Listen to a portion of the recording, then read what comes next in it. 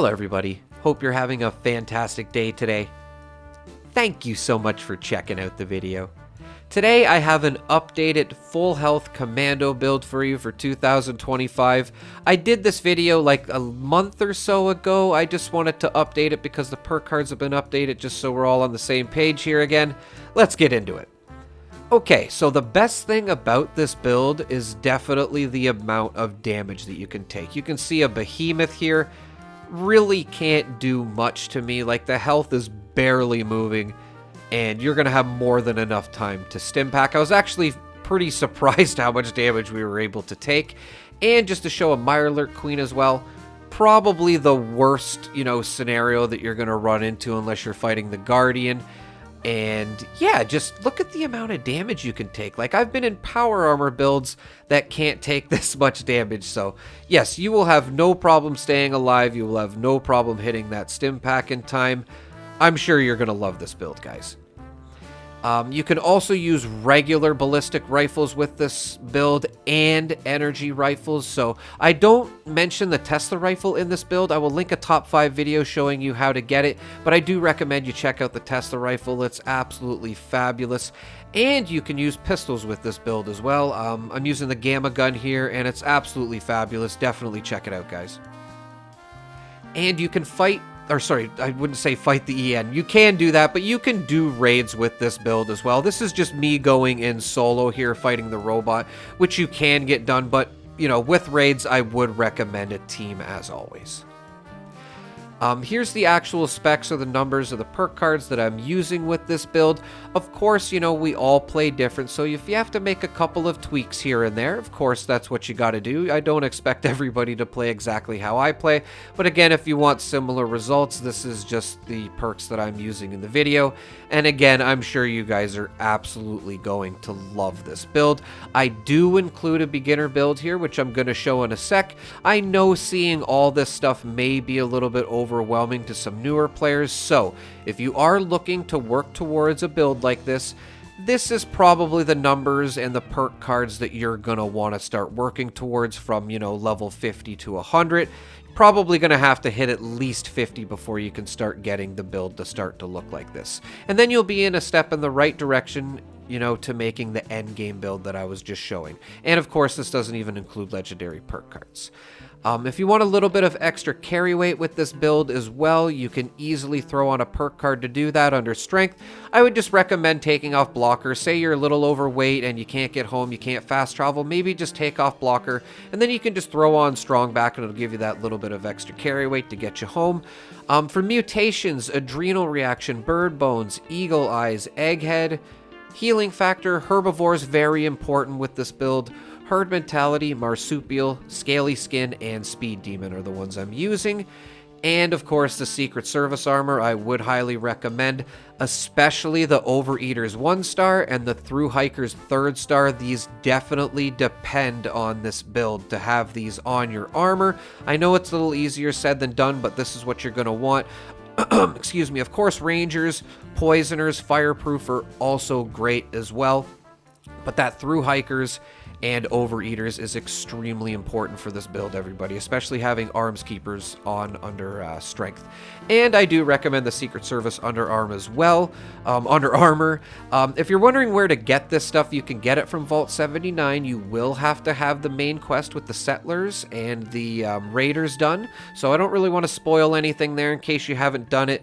But you will eventually be able to come over here and buy this stuff with gold bullion from Regs here in case you're looking to get, the same stuff that I'm using, which is the Secret Service armor and the Secret Service underarm. Under armor. It is all right here, ladies and gentlemen. And Minerva has it on sale a lot as well. I'll try to keep you informed with that. And you can use power armor with this build. This, say you're running raids, this is maybe something you would want to use. The Union here that I have here with all the stuff that I have on it. Definitely good to use in a raid, but you don't have to have a power armor with this build. I do want to stress that 99% of the time this build will get you through pretty much whatever you need. I'm sure there may be some circumstances where you might want a power armor. But for the most part, when I was running this build, I found this excavator power armor was better than anything. It just gave me that little bit of extra carry weight if I needed it, like strong back and the excavator, like you're almost at 500 carry weight at that point. And you might be wondering why I have charisma on. It was just so I could get a little bit of extra XP when I'm just running around randomly. You really don't need a power armor for this build. I just thought I would show you these two power armors because this is just kind of what I have in my back pocket just in case you need them. But yes, you do not need a power armor with this build. And just to show the amount of damage some of the weapons you could be using will be doing here, the plasma rifle here is absolutely fabulous. Highly recommend it. Definitely get your hands on a railway rifle. Probably the most damage for a weapon you're going to get with this build.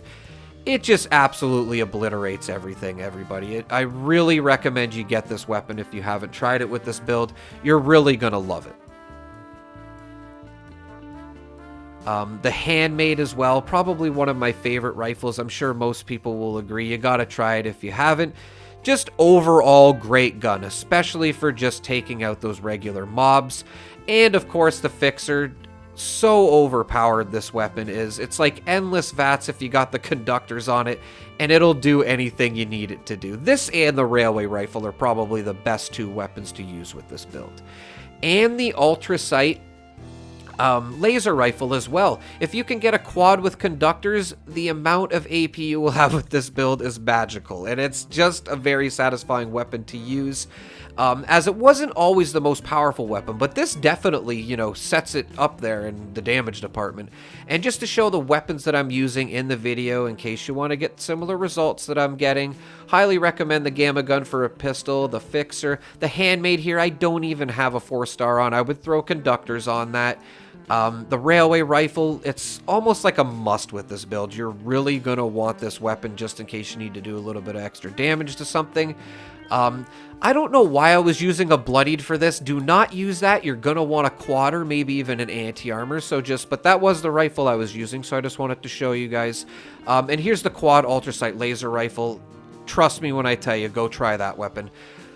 Company T is so important with this build as well, everybody. You can get it at Crater as well from Mortimer. I think it's 1250 bullion, and it will produce Company T over time for you. It's like a must with this build.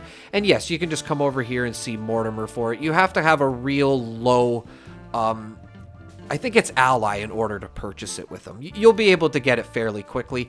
And Blight Soup's very important with this build, guys, as well, just to do that little bit of extra damage. You can get tons of Blight near the Gleaming Depths here, and just make sure you have Green Thumb on as well, so when you're picking up, you're getting twice as much of it. It only takes Blight and boiled water to make Blight Soup. And, you know, if you can get your hands on a small guns or even some Psycho Buff just for a little bit of extra damage. Yeah, everybody, that's pretty much it here. I really tried to cover everything I could here for this Commando build. I'm sure you're going to love it. I was having tons of fun with it today, and it's just extremely convenient. Let me know what you guys think in the comments if you want to add anything, and as always, thank you so much for watching. Have a pleasant evening.